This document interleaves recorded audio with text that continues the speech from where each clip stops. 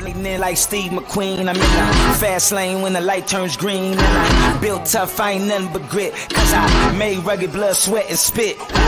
Yeah, like a horse I fly. Better push yourself in for a bumpy ride. I like to play hard, but I work harder. And I weather the storm cause I'm built stronger. What is up, ladies and gentlemen? We are back. We are live. It is the Freight Coach Morning Show, the top morning show in transportation, coming to you guys every single weekday, 8:30 a.m. Pacific, 10:30 Central, to break down some industry headlines and, most importantly, provide some actual insight into what you can do with all of this information. If this is your first time tuning in, welcome. This is the real side of freight, you guys. Anybody who comes on my weekday live show or my twice a week long form podcast, you guys, is a transportation professional. All right. There is no theory on any of the stuff on any of my shows that we do here. This is all about providing actual insight that you can apply, utilize, and see a meaningful difference in your business and your life. It's one of the many reasons why I proudly fly the American flag behind me every single day. A, this is the greatest nation on earth, but B, I'm living my American dream, and I want to help each and every one of you guys live your American dream as well. I got a very special guest for you guys today on episode 200 of the live show. Frankly, you guys, the reason why I started going live, I was just doing the podcast. And I was, what started me going on live every single day and breaking down headlines was a lot of the narrative that I saw out there was painting a picture of essentially just fucking quit. And I can't tolerate that. I come from a family of truck drivers. I come from a family of people who are still drivers, fleet owners, and everything. And at the end of the day, this industry, like, is as dire as it might get in some capacity, we have to continue to show up because there is a solution.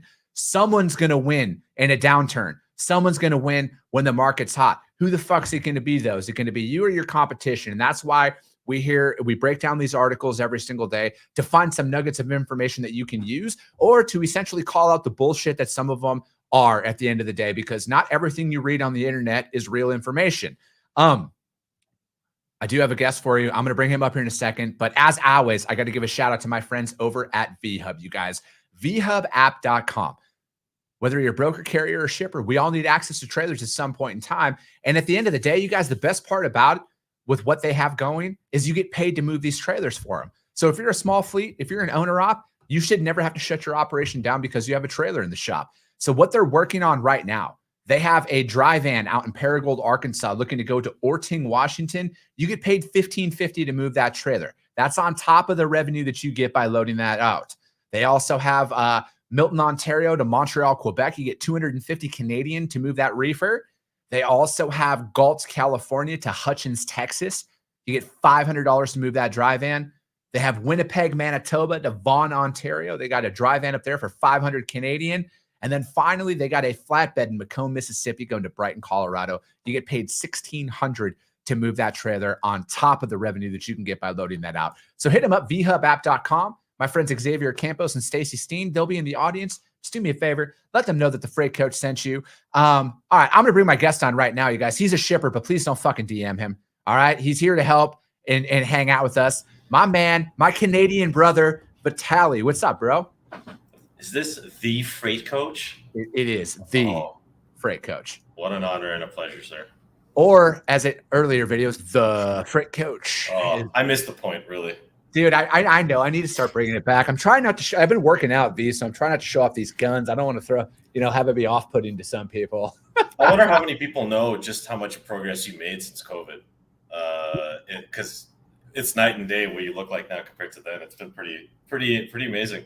Yeah, dude, it's been a fucking journey these past couple of years here, man. And but dude, it's worth it. Like, taking control of my health has been like the greatest thing I've ever done. And I'm actually going to be releasing a podcast next week with my personal trainer that I work with. Cause he's not like there at the gym with me, but he's got an app. We go over my fitness goals. He uploads the workouts and everything for me, and I just follow along that. So we broke that down on like what some of those resources are out there. Because again, if you're a busy professional, like I'm a parent as well, I have, work that I have to do. I have a life, but it helps me not think. So I don't go to the gym and like aimlessly stare at shit. Like I have my plan and I'm efficient with my time.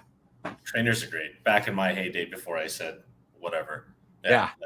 The trainer really helped. So dude, it's the best in my opinion. I mean, and it's not that expensive at the end of the day. I mean, you got to ask yourself at some point in time, what is your health worth? And, you know, for me, it's every fucking penny that I spend on it every single month. Dude, I'm going to bring, we got a bunch of comments. Sean, what's up? Let's fucking go. Epic 200th episode on Friday the 13th. I love how you changed your fucking picture to a Jason mask there. That's awesome.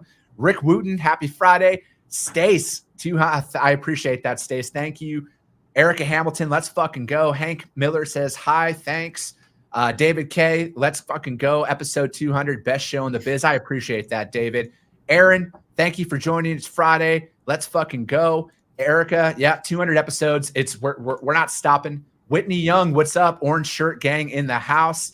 Nathan, let's fucking go. Those guys are both watching over on YouTube, you guys. Drew Driscoll, good morning. Dylan Turner, good fucking morning, everyone. Let's get some in life from the simplest to the thing to the biggest thing. I want to be proud of what it is and stake my claim. That's mine and how I do it. Said that's a quote from Ken Block. Hank Miller says, welcome, Vitaly. It's Papa Freight. Friday morning, time for the real news. That's right. All right, man. So, dude, so from your perspective, we'll get to some of these articles here, but, to bring people up to speed, you work on the retail side of things of transportation. So it's like from what you just posted out, the company that you work for, you went there, you guys went gangbuster in Q4. Yeah. It's been quite a ride. COVID definitely started off rough working in retail. Obviously everybody was nervous, but we made it through. Arguably, we are, it's not even arguably, we're in a better place now than we were before.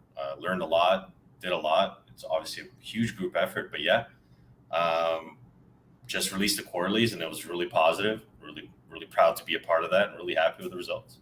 Yeah, I'm trying to not let my wife know that you work for the company you do, because God knows that I'm going to have to somehow work out a deal to get a shipment sent to my house. It's funny because so many reach outs that I have nowadays are, let's call it customers first, that are like, hey, I work for this company, but like, I spend my whole paycheck with you guys. And it's interesting because they're aware of the brand and they see the stores and they see how it is. They have a much better understanding of how to approach it. Yeah. It's a pretty interesting dynamic that way. Dude, I love it. It's, because again, like I've mainly just done full truckload the majority of my career. I started out in food and beverage, and then for the last 5 or plus years, it's been open deck and heavy haul.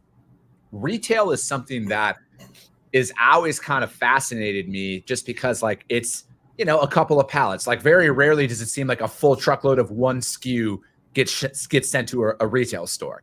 So it's like, what are the complexities that you go through on like managing inventory levels and dealing with, especially with you guys having a lot of stores up in Canada. And obviously we know what goes on for 6 months out of the year in Canada with all the inclement weather and stuff. How do you guys accurately predict inventory and transportation and transit times and everything?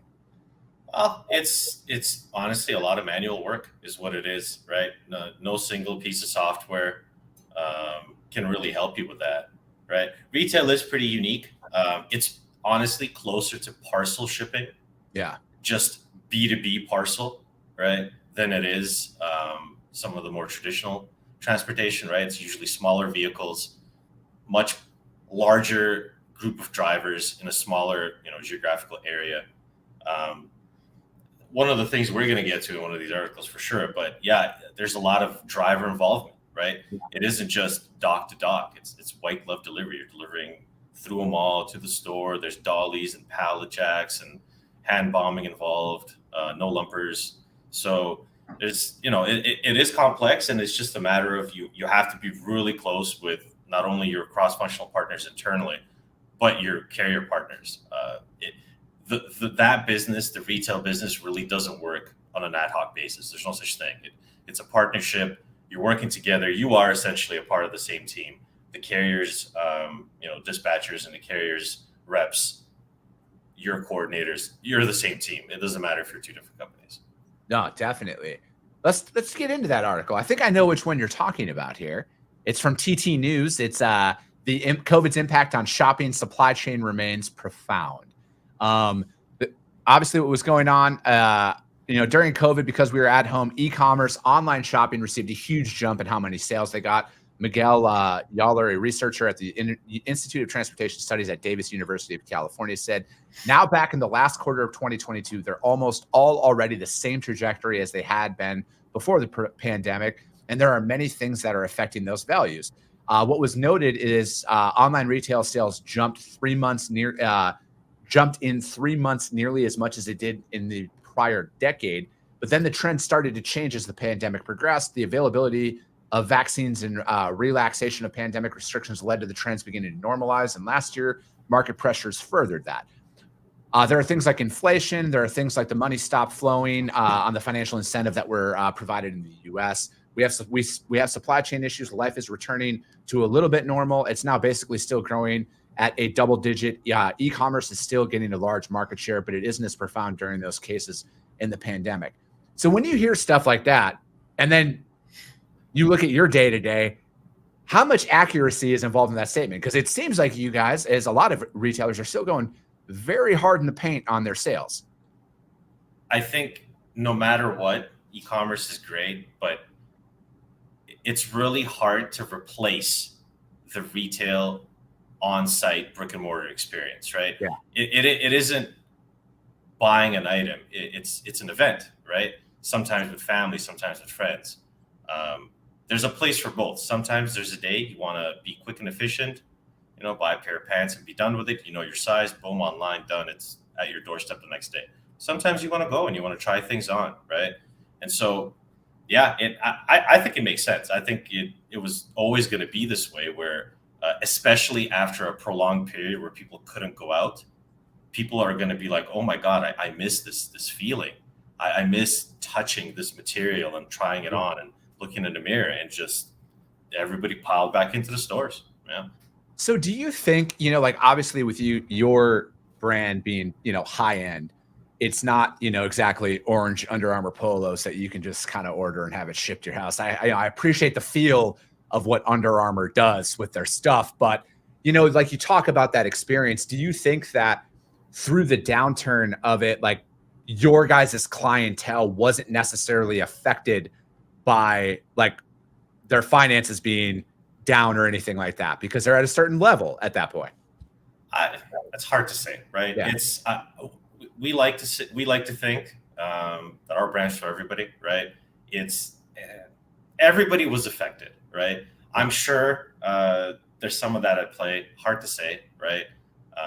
I like to think that a lot more of it is due to how we treat customers on the store end, how our stores look. I don't know if you've seen what the stores look like, but we have coffee shops now. Some of them in Canada serve alcohol now. So it really is an experience. And I like to think that that's really what keeps people coming, is because they really do kind of love going and doing that. Yeah. No, absolutely. I mean, I've been to a couple, like I always talk very fondly of the shoe brand Allen Edmonds. Dude, like the experience that you get by going in there, and like just like the handwritten notes that they get you when you're done with it. They have all of your size profiles on file. So if you ever need because like I believe, don't quote me on this, but I believe when the shoes that I bought, they're like, hey, if you're ever traveling and something happens to your shoes that is like deemed like if it splits at the base, we'll overnight you a pair of shoes, and then you send us back at your convenience the shoes that are default. And I'm like, holy shit, like that got a customer for life for me. I got 2 pairs. Best bang for buck shoes you could buy, as long as you have a good sole guide, they'll last you forever. No, and that's what I'm saying exactly. It's one thing to buy an item. You could say that people are being more selective with their money, and I'm sure that happened. So, no different than customers and carriers. They're just gonna kind of go more towards what they really like rather than spread their finances out. So yeah. So do you guys see an increase in, I don't know if you can even speak on this, but like building more and more distribution centers close to your store expansions to help that? Because it seems like just in time and last mile and everything is growing at a rapid pace. So how are you guys really adjusting your infrastructure of your distribution network to kind of accommodate that? Yeah, I'd say it has to be more of a general answer, but I would say that infrastructure always has to improve. And, when you have growth at unprecedented paces, right? At an unprecedented pace, you have to do what you can, whether it be pool point, whether it be new distribution centers, even leveraging carrier partners. A lot of carrier partners can do that for you nowadays, right? A lot easier to do that now than they used to be, where a large carrier will have not only agents, but they'll have a facility in pretty much every major market, right? But yeah, there's always improvements to be had on the infrastructure side, especially in the States, because we are a Canadian-based company, and so the States is fairly new to us, and it's been growing really well. So always looking to improve. No, definitely, man. This is a good article. Again, it is talking about supply chain issues with online shopping and how a lot of this stuff has changed. So that article, you guys, was from TT News. COVID's impact on shopping supply chain remains profound. As always, you guys, all the links to the articles that I break down are uploaded to the YouTube channel. The Freight Coach, as well as the Coffee with the Freight Coach audio only replay of this, which is available on iTunes and Spotify. And if you guys do jump over to those other platforms, do your boy a solid. Subscribe, share, rank the show. Because at the end of the day, you guys, if you guys see value in this, your network of people are going to see value in this as well. Next article is from Fleet Owner, and it is Trucking Technologies takes center stage at Consumer Electronics Show in Vegas. From your perspective, man, I'm a sales rep. I'm a young, strapping guy or girl. I'm walking in and I'm a transportation company, and my first thing is here, look at all my technology. What does that even mean to you guys? Tech is good. Yeah. Tech is the future. I'm a big CS guy, more for computers and whatnot. A lot of new displays are out at CES every year, so it's really cool to see. I know they have a big focus on electrical trucks and stuff. I would say most companies nowadays like the idea of what something like CES brings. It's a look into, hey, what's happening this year, what's happening maybe when we're gone, right? Sustainability, that's very important these days, right? So if you're talking about technology from, hey, converting to electrical from that standpoint, definitely something that everybody's looking at. I don't know, the CES even have like TMSs or software, that kind of thing? Not that I'm aware of. Yeah, I don't think so. It seems like Manifest, which is a conference in Vegas here in a couple of weeks, it kind of seems like that's what they're building their conference brand up to be, is kind of like the CES of freight technology, is what it kind of seems like. Because, to me, it's talking about software-defined vehicles that are out there. It's essentially an iPhone on wheels and everything. But, again, zero emissions and everything. Is that something that a company like yours takes into consideration while setting up providers? Is what is their carbon footprint? What does their green initiatives look like? Do you guys even pay? Is that even really on your guys' radar? Like it is, some others that are, here in the States, for example. Absolutely. But it is a learning experience for everybody. It is still, let's call it to the masses, a fairly new concept, right? Mm-hmm. So we're trying to be better at it, but it's actually interesting because some of the partners that I've spoken to recently actually include, items, maybe not that long, but items about sustainability, environmental issues, kind of emissions and whatnot in their carrier packet, right? Not in their authorities, but kind of their presentation. So there's definitely a bigger focus on it for sure. Mm-hmm. But that said, I would say, on the grand scale, we're quite far away from anything fully electric, right? So yeah, it's a tough discussion. It's a discussion for the future. No, and that's the thing is, it's like, but I also feel like a lot of people see articles like this and they're like, why the hell am I even going to try and compete if everything's going to be electric? Because again, if you only pay attention to surface level information, apparently everything's going to be electric tomorrow, Yeah. There's one thing that an automated truck can't do, that a driver can, and that's make the delivery. And I think that's one of the big things that people miss is that, okay, great, you can run a line haul with an electrical truck. What about the white glove delivery? What about the delivery to the mall? Now are we talking about drones, robots? Like, we're so far off of that. So I don't think, maybe one day it's all truly replaced, but I do think that the value of the driver will be there for a long time to come, past even our time here. Yeah. Right. Because it's one thing to run a simple dock to dock, in Toronto. It's another thing to go from a place to inside a mall, up an elevator, through a small hallway, pick up a box, go to the back of a store, put it down, and say, hey, is there anything else that you need? Right? Yeah. You know, it's like, I mean, I go back and forth on a lot of this stuff. Like, I don't ever want to replace a driver or anything like that. I don't think autonomous is going to be even a remotely close thing in my lifetime. You never know, though. But I also feel like, you know, there's some things of how could you utilize, and again, this is to every driverless technology company out there. Your marketing is fucking terrible, okay? Because you guys are all painting a narrative of doom and gloom indirectly. My thing is how could you utilize automation to expedite the loading and offloading process? If you're going into a drop trailer facility, how cool would it be to be like, hey, I'm 10 minutes out, and then the driverless truck at Yard Jockey goes and grabs your trailer, meets you at a specified location where you can drop and hook in 10 minutes, and then you're on the road again.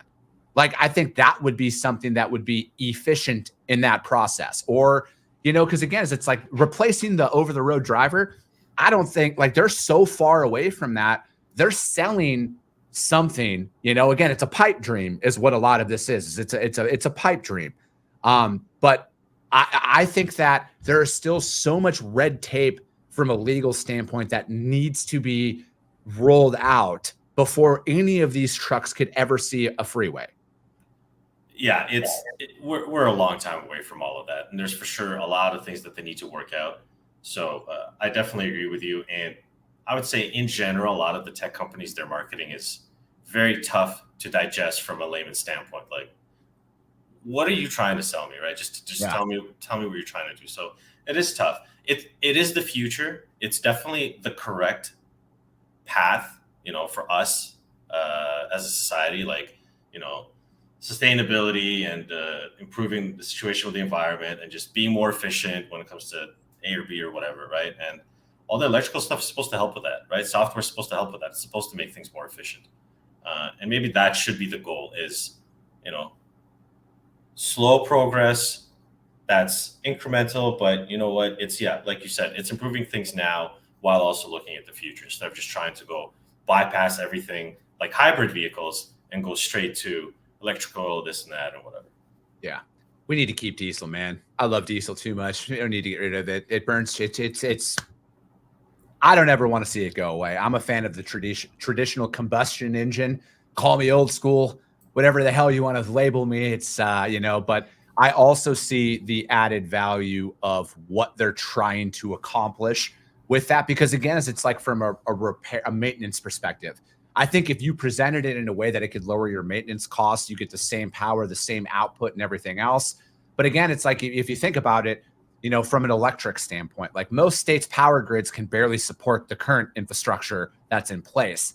I mean, and then especially like look at what happened in, you know, in Florida, like with a natural disaster when it wipes out the power grid, for example. What do you do? You know, and those are the questions that are seemingly avoided at scale. It's almost like, oh, hey, look at this. You know, it's just like a growing supply chain. It needs infrastructure, and maybe Europe's different, but I can tell you for sure that we don't have that infrastructure here. I could certainly imagine that a line haul from, you know, Buffalo to SoCal or NorCal, you're not going to have a good time when it comes to charging stations. Yeah. There needs to be infrastructure before any of this stuff is really mainstream. So there's definitely some work to do. Yeah, no, I agree, man. And then it's also knowing how power grids fail. I don't ever want us to be solely reliant on that, because what's to stop something from happening where it literally kills millions of people because it's unfixable in an adequate amount of time? And again, it's like the idea is great right now on paper, but there's a lot of, again, the infrastructure is nowhere near ready for mass rollout of that. That article is from Fleet Owner. And then this next one is going to be from Fleet Owner as well. Cody Miller says, good fucking morning, freight enthusiasts. And thank you for the congrats on the 200th there. Louis, what's up? Good morning, ladies and gentlemen. He says, Parker Cheney said, good morning or afternoon, Chris Jolly. Thanks for joining, Parker. Tony Darnell, excellent guest for the 200th show. He says, hi, V. Hi, Tony. Oh, man. All right, last article. Fleetowner.com. Recession shouldn't be a scary word in 2023. I mean, say that to the people who can't afford to put gas in their car and buy eggs or anything like that. I don't know. Economists' forecasts for 2023 have grown increasingly pessimistic in recent months, and there's still some good news. The downturn will not be steep nor long-lived. Okay. We tend to think really bad when we hear the word recession, but in this case, what's anticipated is a very shallow and short recession expected in 2023, said Steve Latin-Casper, a senior director of market data and research. Hopefully, it's the final part of the rebalancing act we've been engaged since the beginning of the pandemic.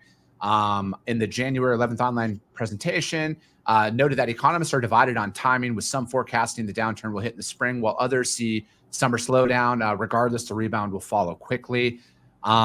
Inflation remains a key indicator, which noted is trending downward.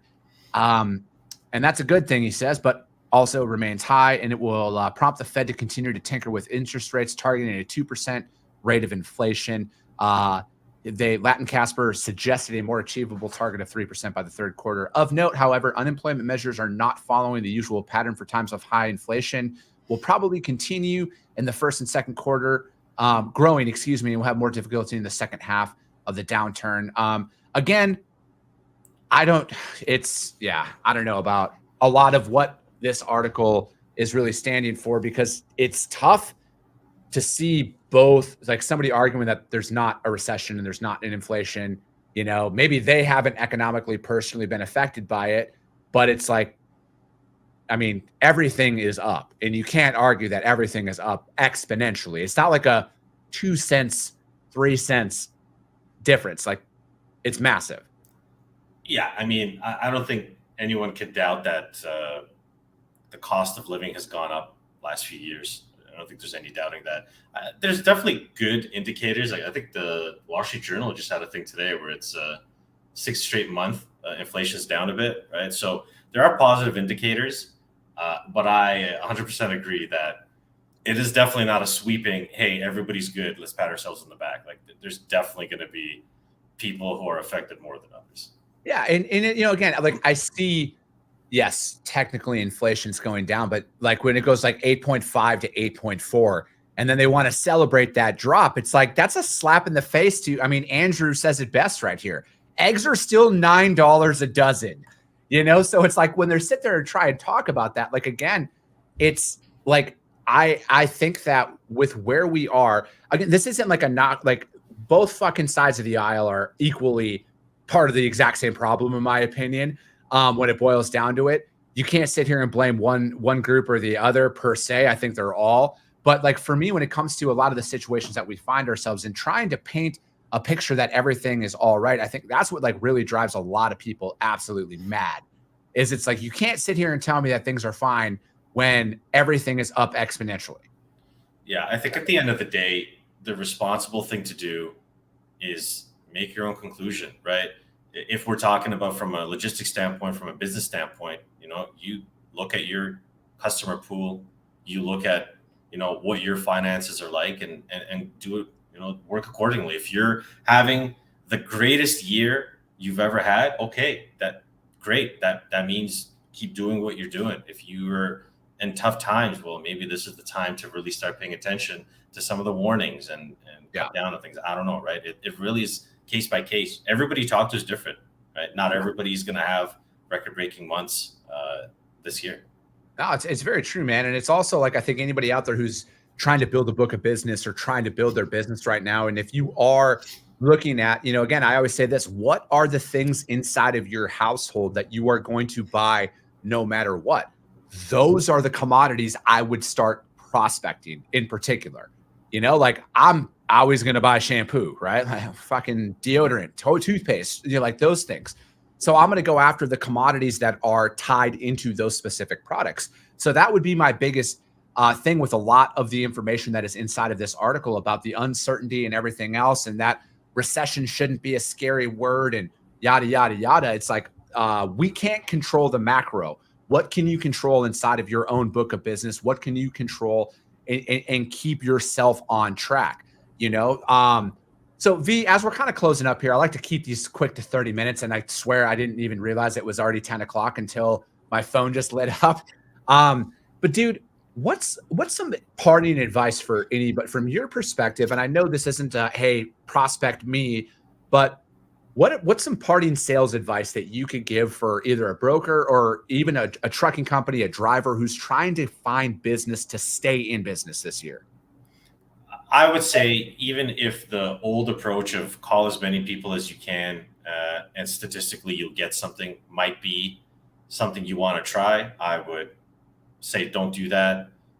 Actually prospect. Understand who you're calling, right? You won't obviously know everything, but do your best to see what that customer does. So, for example, a retailer probably does a lot of final mile. They probably don't need a lot of FTL. Maybe they need a little more straight truck work, Yeah. box trucks, right? Sprinter vans. Really prospect.